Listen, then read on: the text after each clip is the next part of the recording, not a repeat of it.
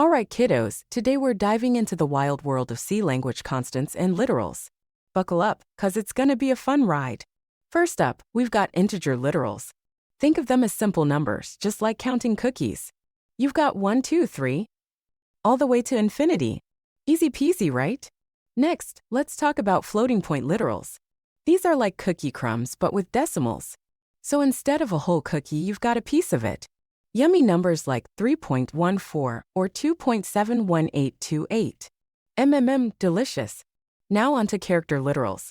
Imagine letters like A for apple or B for banana. They like the alphabet's way of having fun. And hey, who doesn't love a good game of guess the fruit? Moving on, we've got string literals. Picture characters holding hands, forming words or sentences. It's like a little party where letters come together to make something meaningful. Words, sentences, even a secret code. How cool is that? But wait, there's more. We've got symbolic constants, also known as define. It's like giving nicknames to numbers. For example, pi can be the nickname for 3.14. It's like having a secret language with numbers.